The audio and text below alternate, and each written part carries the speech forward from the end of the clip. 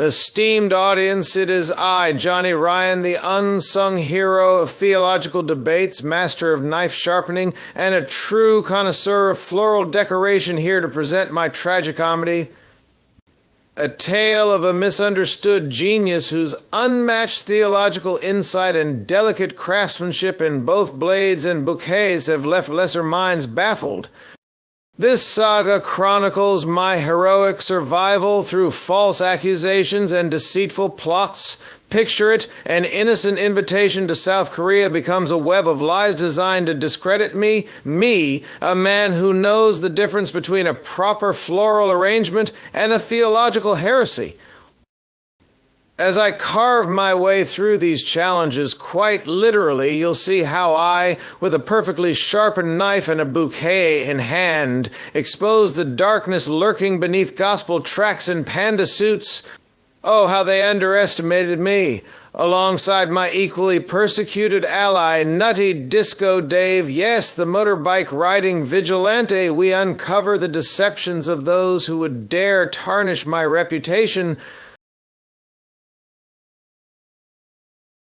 Ah, Jonnie-Ryan, the goat who fancies himself a sheep. Picture it, there he is, perched atop a hill, bleating out theological buzzwords he's skimmed from a stack of outdated books. His wool is a bit patchy, perhaps borrowed, a hand-me-down from real sheep, and his horns, oh, they gleam with the pride of someone who thinks they've figured it all out. With each bleat he proclaims, Calvin said this, Augustine said that, but much like a goat nibbling on the wrong patch of grass, Jonnie-Ryan seems to miss the simple truth staring him in the face.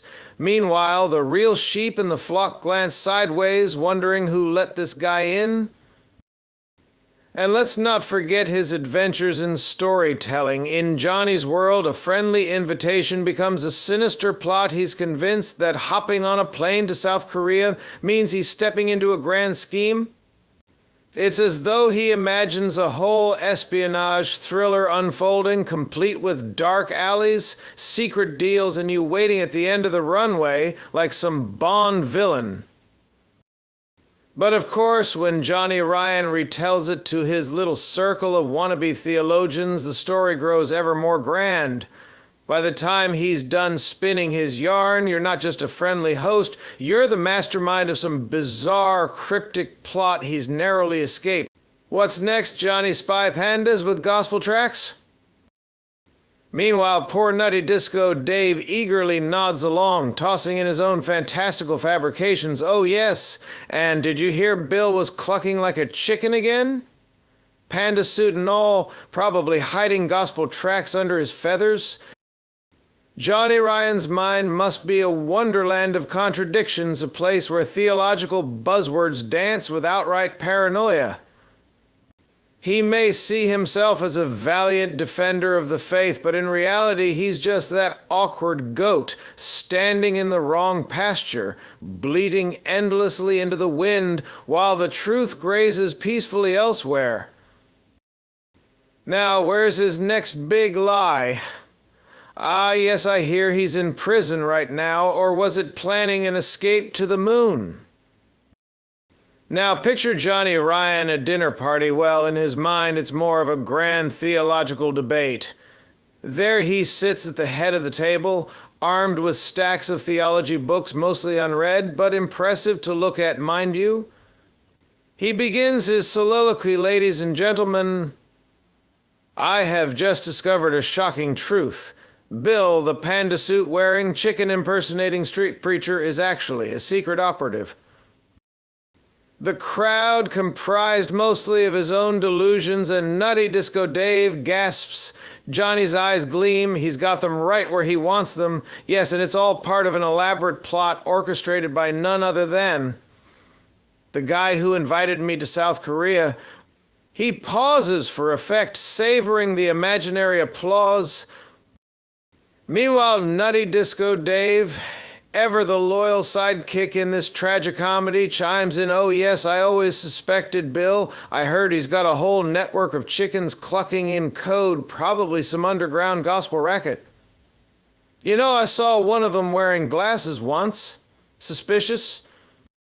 Johnny, now emboldened, leans forward. It's all connected. You see, they tried to lure me to South Korea. Me, the bastion of truth and purity. They wanted to take advantage of my vast theological knowledge, perhaps even my knife-sharpening and floral expertise. He glances out the window dramatically, as if an enemy spy might be lurking just beyond the hedge. The scene is almost Shakespearean, except Johnny's tragedy lies not in a fatal flaw, but in an overdose of self-importance. In his mind, he's the hero of the story, dodging threats, outsmarting invisible enemies, and reciting doctrines from dusty old books like some kind of misguided oracle. And then as dessert is served, or more accurately, the next batch of half-baked lies, Nutty Disco Dave hits Johnny with the piece de resistance. I also heard the guy you mentioned, the one who's totally not in prison right now, he's running a covert operation. Handing out gospel tracts in secret, wearing, get this, a panda suit. Johnny, utterly serious, nods. I knew it. It's exactly what I feared. The irony, of course, is that the only suit Johnny's ever worn is the metaphorical one. He dresses himself in the ever-flattering cloak of self-delusion. And so the lie parade marches on as Jonnie-Ryan, the goat who dreams of being a sheep, bleats ever louder into the void. It's enough to make one wonder, is Jonnie-Ryan writing his own tragicomedy, or is he simply reading the wrong script altogether?